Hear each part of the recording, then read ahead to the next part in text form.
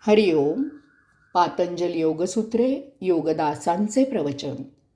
विभूतिपाद सूत्र क्रमांक 48.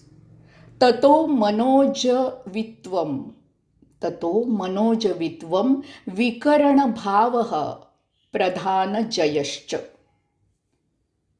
इंद्रियजयामुळे मनोजवित्व, विकरणभाव आणि प्रधानजय प्राप्त होतो. सूत्र क्रमांक 47 प्रमाणे इंद्रियजय प्राप्त झाल्यावर त्याचं फळ काय मिळतं ते या सूत्रात सांगितलं आहे. इंद्रिय जयामुळे मनोजवित्व, विकरणभाव आणि प्रधानजय प्राप्त होतो. मनोजवित्व, सर्वात वेगवान गोष्ट म्हणजे मन. मनाएवढी चपळ वस्तू अन्य नाही. इंद्रिय जय प्राप्त झाल्यामुळे इंद्रियांच्या मदतीशिवाय मनाने क्षणार्धात आपल्याला कोणत्याही गोष्टीचं आकलन होऊ शकतं. याचा अर्थ इंद्रियांच्या माध्यमातून एखाद्या गोष्टीचं आकलन होताना इंद्रियांचा अवास्तव विचार करण्याचा गुण आपण जिंकलेला असल्यामुळे नेमका विषयाला अनुसरून आवश्यक तेवढाच किंवा इंद्रियांकडून चटकन आवश्यक तेवढाच विचार इंद्रियांकडून चटकन केला जातो.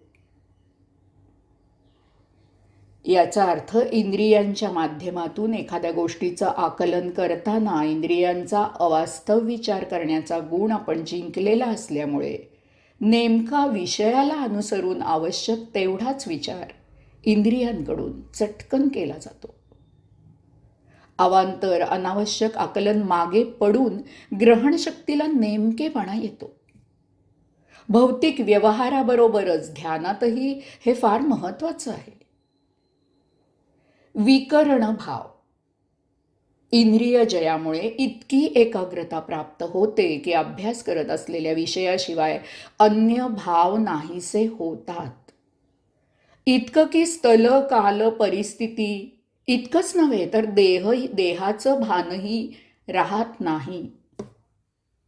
इंद्रियजयामुळे आपण इंद्रियांना आपले गुलाम करून ठेवलेले असते. इंद्रिये त्यांच्या भौतिक सुखामध्ये रममाण होऊ शकत नाहीत. ती आपल्याला पाहिजे असलेल्याच विषयात रस घेतात. स्वाभाविकच तन मन भौतिक विश्व विसरून विषय ग्रहण केला जातो. शास्त्रज्ञ अशा प्रकारे काम करतात हे आपणास माहीत आहे. ध्यानाला विकरण भाव आवश्यक असतो. प्रधानजय, इंद्रिय जयामुळे इंद्रियांचा भौतिक भोगाचा अडथळा पूर्णपणे नाहीसा होतो. इंद्रिये धारणेवर एकाग्र होतात. धारणेवर ध्यान एवढाच विषय मनाला शिल्लक राहतो. मन प्राप्त विषयात पूर्णपणे एकचित्त झालेले असते. इंद्रिये आपल्याला पाहिजे त्याच विषयात रस घेऊन कार्यरत होतात. त्यामुळे विदेह अवस्था प्राप्त होते. देहाचं भान हरपल्यामुळे स्वाभाविकच प्रकृतीचा लय होतो. अशामुळे भौतिक व्यवहारात समस्या सुटतात. अध्यात्मात ध्यानातून समाधी प्रसाद प्राप्त होतो. हाच प्रधानजय होय. याला जोडून पुढचं सूत्र क्रमांक 49. हरिओम. सत्व पुरुषान्यता ख्यातिमात्रस्य सर्वभावदिष्टातृत्वं सर्वज्ञातृत्वं च. सूत्र क्रमांक 49. जीवापेक्षा अंतरात्मा हा वेगळा आहे याचं ज्ञान झालं, अनुभव आला की भावभावनांच्या मुळाशी असलेलं त्याच्या निर्मितीचं रहस्य उलगडतं आणि यामुळे सर्व ज्ञान प्राप्त होतं. कारण हेच अंतिम सत्य असतं.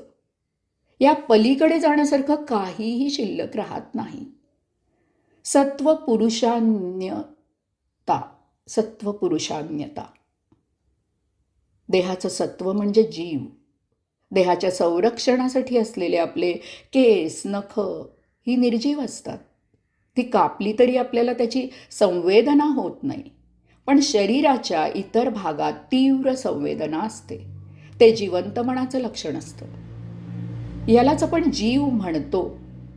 परंतु आपल्या शरीररूपी नगरातून तो ईश्वर, तो पुरुष, तो अंतरात्मा जेव्हा शरीर त्याग करून जातो तेव्हा आपला मृत्यू होतो. अंतरात्मा शरीरातून निघून गेल्यावर जीव आपोआपच अचेतन होतो. इंद्रियजय आणि प्रधानजय यामुळे जीव आणि पुरुष यातील वेगळेपणाची अनुभूती येते. सर्व भावाधिष्ठान, सर्व पुरुषान्यतेची अनुभूती आली की आपण म्हणजे आत्मा आहोत आणि त्यामुळे देहातील इंद्रिये आपल्या सेवेला आहेत हे ज्ञान होते. स्वाभाविकच इंद्रियांना होणाऱ्या भावभावना या इंद्रियांना जरी होत असल्या तरी त्या आपल्या अधिकारात, आपल्या ताब्यात आहेत. आपण त्या नियंत्रित करू शकतो. म्हणजे आपणच त्यांचेही अधिष्ठाते आहोत हे ज्ञान होते. या ज्ञानाने भौतिक व्यवहारात इंद्रियांकडून प्रमाद होऊ न देता, भौतिक सुखात गुंतून न जाता, ती अध्यात्माकडे, आत्मतत्वाकडे वळवणे आपल्याला शक्य होते. सर्व ज्ञान. अशा प्रकारे आपली इंद्रिये आपल्या पूर्णपणे ताब्यात येतात. इंद्रियांचा उपयोग देहाचे भोग उपभोगण्यात गुंतवण्यासाठी न होता ती इंद्रिये नरदेहाच्या अंतिम सत्य एकमेव उद्दिष्टासाठी म्हणजे आत्ममिलनासाठी वापरली जातात. आत्मा आणि परमात्मा यांचं मिलन हेच योगाचं एकमेव ध्येय असतं. योगाचा हाच अर्थ आहे. ते साध्य करण्याचे ज्ञान होते.